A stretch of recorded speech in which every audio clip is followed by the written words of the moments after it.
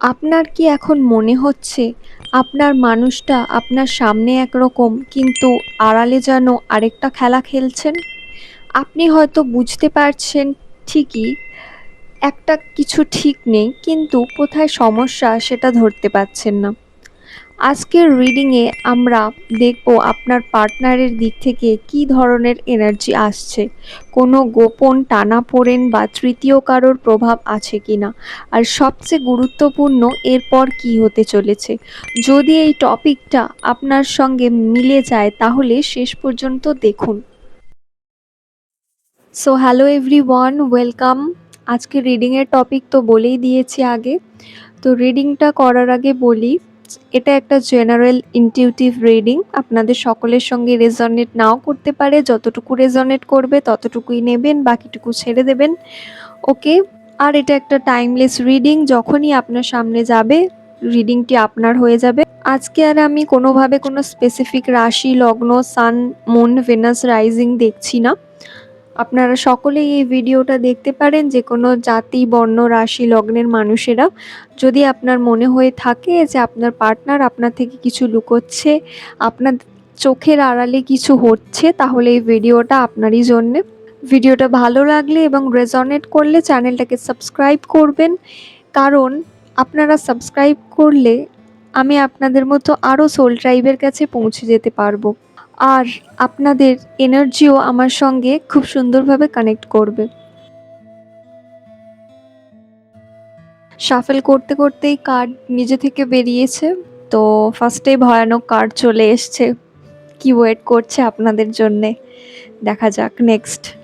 দেখুন, আপনাদের দুজনের ব্যাপারটা হচ্ছে যে সম্পর্কের ভিতরে আপনাদের আকর্ষণ রয়েছে, কিন্তু সেই আকর্ষণের সঙ্গে কিছু বিভ্রান্তিও মিশে আছে।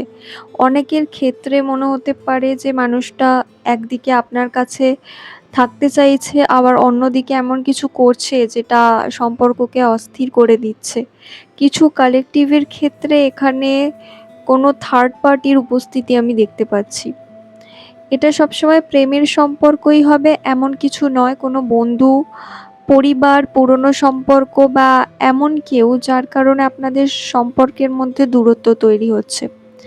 আর কারো কারো ক্ষেত্রে এটা শুধু বাইরের মানুষ নয়, নিজেদের ভিতরের কিছু সিদ্ধান্তহীনতা বা কিছু মিসআন্ডারস্ট্যান্ডিংও হতে পারে, বা এরকমটাও হতে পারে যে আপনার পার্সন কোনো লাভ ট্রায়াঙ্গেলে জড়িয়ে পড়েছেন।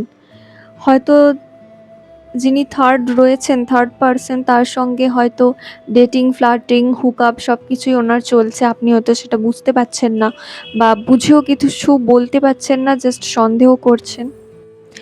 আর আপনার এই পার্সনটার মধ্যে কিন্তু সেলফ কনফিডেন্স পুরোপুরি স্থির নয়। বাইরে থেকে উনি নিজেকে খুব শক্ত বা কনফিডেন্ট দেখান, কিন্তু ভেতর থেকে উনি একটা মানে ডিসিশন নিতে পারছেন না, কিছু একটা অনিশ্চয়তায় ভুগছেন। আর সেই কারণেই কখনো কখনো অকারণে রাগ, হিংসা বা আপনাকে পরীক্ষা করার মতো কিছু আচরণ করতে পারেন। এটাও হতে পারে যে এই যে থার্ড পার্সনের কথাটা আমি বললাম, যে হুকআপ বা ডেটিং, ফ্লার্টিং, এগুলো কিন্তু আপনাকে দেখিয়ে দেখিয়ে ইচ্ছা করেও করতে পারেন আপনাকে পরীক্ষা নেওয়ার জন্যে। কিন্তু আমার এখানে মনে হচ্ছে অনেক বিষয় তিনি, মানে যেমন পুরনো ঘটনা, পুরনো কথা বা কোনো পুরনো এক্সপিরিয়েন্স ওনার যেটা হয়েছিল হয়তো পাস্ট রিলেশনশিপে, সেসব উনি ছাড়তে পারছেন না। ওইগুলো নিয়ে উনি ঘুরিয়ে ফিরিয়ে ভাবছেন, বা আপনি হয়তো ভাবছেন আপনাদের সম্পর্কে এখন যেহেতু একটু ডিস্টেন্স চলে এসেছে, তাই হয়তো আপনি আপনাদের পুরনো স্মৃতি, সুন্দর যেগুলো কাটিয়েছেন, সেগুলো নিয়েও বসে বসে ভাবতে পারেন। দুজনের মধ্যে যেই হন না কেন, এই পুরনো জিনিসগুলোকে টেনে আনার ফলে কিন্তু আপনাদের সুন্দর সম্পর্কটা কিন্তু ভয়ে ভরে যাচ্ছে এবং সম্পর্কটা নষ্ট হয়ে যাচ্ছে আস্তে আস্তে। তবে এখানে একটা সুন্দর ব্যাপারও আছে, সেটা হচ্ছে যে আপনার পার্সনটা কিন্তু আপনার সামনে এই ভিডিওটা যখন যাবে, সেই দিন থেকে 7 দিন বা 30 দিনের মধ্যে আস্তে আস্তে বুঝতে শুরু করবেন যে উনি যে জায়গায় এখন দাঁড়িয়ে আছেন বা যা করছেন, সেই জায়গায় থাকলে কোনো পরিস্থিতি বদলাবে না, ওনাকে কোনো না কোনো একটা দিক চুজ করে নিতেই হবে। আর আপনার পার্সন কিন্তু নিজের সম্মান বা ইমেজ নিয়ে সমাজে কিন্তু খুব সচেতন।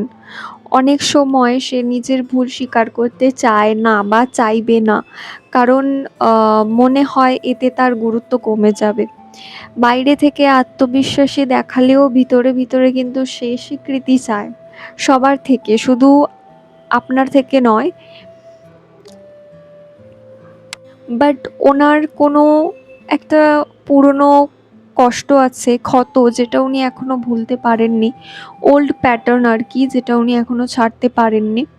তো এমন কিছু ঘটেছে যেটা তাকে এমনভাবে ইমপ্যাক্ট করেছে, এফেক্ট দিয়েছে, যে সে কারণে সে প্রচণ্ড ইনসিকিউরড। বা এটা ভাইস ভার্সা আপনাদের ক্ষেত্রেও হতে পারে, আপনারা যারা দেখছেন। উনি ভালোবাসা প্রকাশ করতে গিয়ে মাঝে মাঝে অদ্ভুত আচরণ করে ফেলেন। উনি যেটা অনুভব করছেন সেটা সরাসরি বলতে পারেন না। কমিউনিকেশনেও এখানে একটা বড় গ্যাপ দেখা যাচ্ছে। এটা একটা মেজর ইস্যু এই রিলেশনশিপটাতে আপনাদের। হয়তো সে কথা বলতে চায় কিন্তু ঠিকভাবে গুছিয়ে বলে উঠতে পারে না। আবার অনেক সময় এমন কথাও বলে ফেলে যেটা পরে নিজেরাই আফসোস করে। আপনার এই পার্সনটা কিন্তু একটু টক্সিক আছে, কারণ উনি আপনার সঙ্গে সম্পর্ক যদি ছাড়তেও চায় কিন্তু উনি তবুও ছাড়তে পারবেন না। মানে এই যে দুটো পথ ওনাকে চুজ করে নিতে হবে, হয় ইস্পার নয় উস্পার, ওর মধ্যে কিন্তু উনি থাকতে পারবেন না। মানে ওনার দুটো দিকই চাই, কিন্তু এবার একটা জাস্টিস হবেই, ওনাকে একটা দিকে স্ট্যান্ড নিতেই হবে, হয় এদিকে নয় ওদিকে। উনি যদি এই সম্পর্কটা ঠিকভাবে চালাতে পারেন তো চালাবেন, না হলে যার সঙ্গে ওনার এনার্জিটা ম্যাচ করে তার দিকেই যাবে। এবার হোয়াট নেক্সট? তো সামনে দেখা যাচ্ছে যে উনি ধীরে ধীরে একটা সিদ্ধান্তের দিকে এগোবেন। এখানে যদি দুজনেই নিজেদের অহংকার, ভয় আর পুরনো কষ্ট নিয়ে খোলাখুলি কথা বলে নিতে পারেন তাহলে একটা সম্পর্কের উন্নতি দেখা যাচ্ছে, একটা উন্নতির সুযোগ আছে। কিন্তু বারবার যদি একই ভুল চলতে থাকে তাহলে কিন্তু এই সম্পর্ক আপনাদের দুজনকেই ক্লান্ত করে তুলবে। এই মানুষটি যদি সত্যি আপনার জীবনে ফিরে আসতে চান তাহলে আপনি নিজেই ওনার আচরণে পরিবর্তন লক্ষ্য করতে পারবেন। ওকে?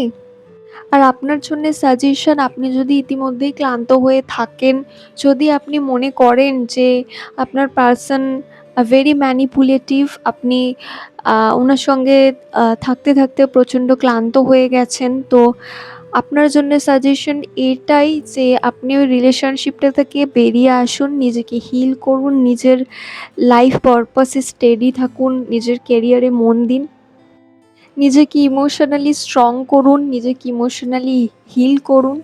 কারণ এরপরে ইউনিভার্স আপনাকে সময় দিচ্ছে আপনার বোটকে অনেক দূর এগিয়ে নিয়ে যাওয়ার জন্যে, অর্থাৎ আপনার জীবনকে অনেক দূর এগিয়ে নেওয়ার জন্যে।